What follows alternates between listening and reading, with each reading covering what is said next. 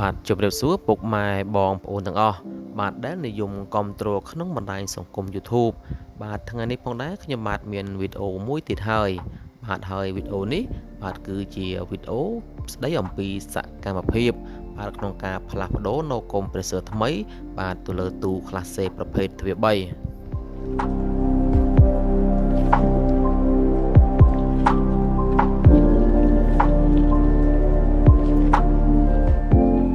បាទហើយចំពោះ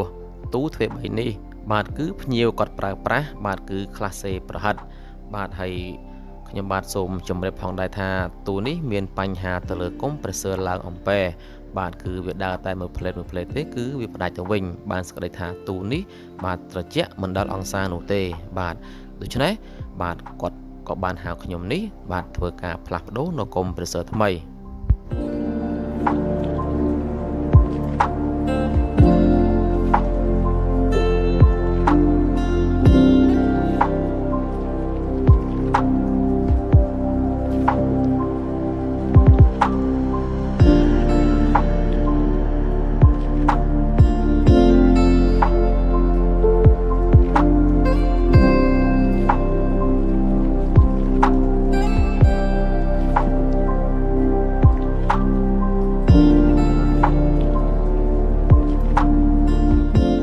បាទឥឡូវនេះខ្ញុំបាទសូមពេលវេលាបន្តិច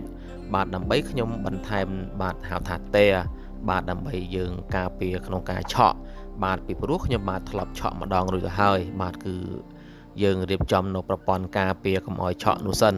បាទពីព្រោះឃើញថាទូនេះបាទប្រឈមមុខនឹងការឆក់បាទអញ្ចឹងខ្ញុំបាទសូមពេលវេលាបន្តិចដើម្បីធ្វើការចាប់ទាបាទយើងជៀសវាងការគ្រោះថ្នាក់បាទសូមតាមដានទស្សនាទាំងអស់គ្នា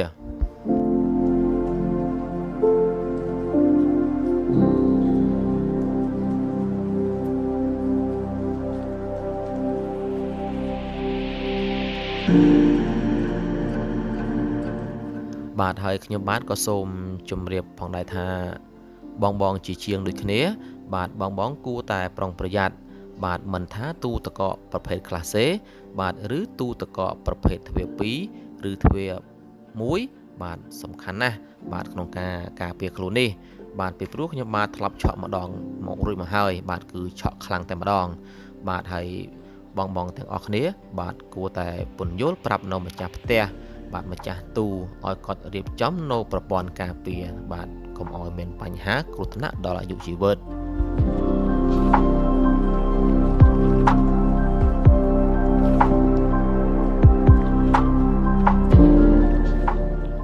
បាទហើយថ្ងៃនេះផងដែរបាទខ្ញុំបាទបានចុះជួសជុលនៅឯក្នុងផ្សារបាទគឺនៅកណ្ដាលផ្សារតែម្ដងបាទពីព្រោះថាទូនេះបាទគឺធំណាស់យើងមិនអាចយកទៅជួសជុលនៅឯផ្ទះបាននោះទេបាទហើយខ្ញុំបាទក៏សូមជម្រាបបន្ថែមថាខ្សែទេដែលខ្ញុំកំពុងតែចាប់នេះបាទគឺខ្ញុំចាប់ជាមួយនឹងបាទ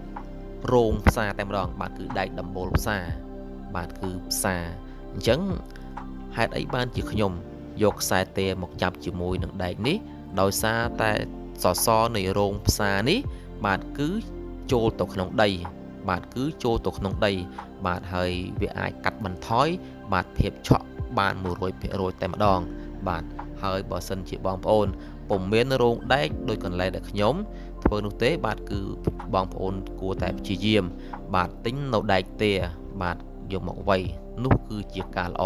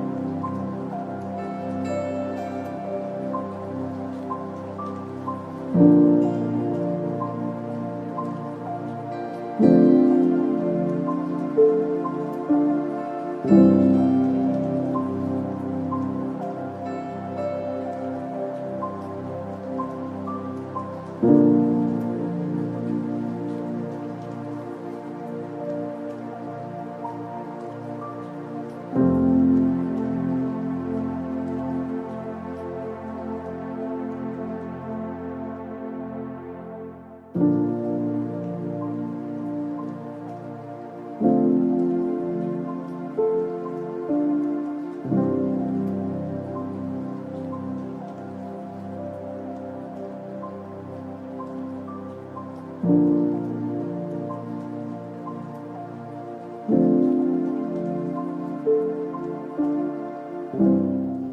ទឥឡូវនេះខ្ញុំបាទសូមពេលវេលាបន្តិចដើម្បីធ្វើការដកនៅ compressor ចាស់បាទរួចយើងនឹងដាក់ compressor ថ្មីចូលវិញម្ដងបាទសូមតាមដានទស្សនាទាំងអស់គ្នា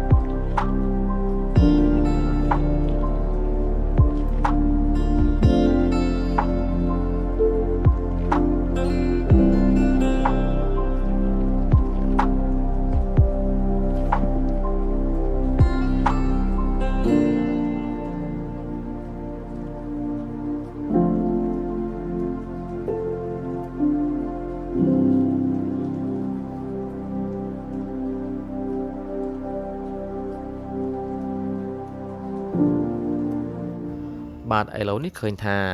សកម្មភាពបាទធ្វើការផ្លាស់ប្ដូរនៅកុំព្រេស័រថ្មីបានគឺចាប់សពគ្រប់ហើយបាទគឺបានចាប់សពគ្រប់ហើយបាទហើយជាចុងក្រោយខ្ញុំបាទសូមខន្តីអភ័យទោសពីសំណាក់ពុកម៉ែបងប្អូនទាំងអស់បាទដែលនិយមគាំទ្រក្នុងបណ្ដាញសង្គម YouTube បាទបើសិនជាខ្ញុំបាទខុសឆ្គងនៅប្រការណាមួយបាទទាំងវីដេអូក្តីបាទទាំងការនិយាយក្តីបើសិនជាខ្ញុំបាទខុសឆ្គងបាទសូមមេត្តាខន្តីអភ័យទោសដល់រូបខ្ញុំបាទផងបាទសូមអរគុណសូមជម្រាបលាបាទជួបគ្នាវីដេអូក្រោយបាយបាយ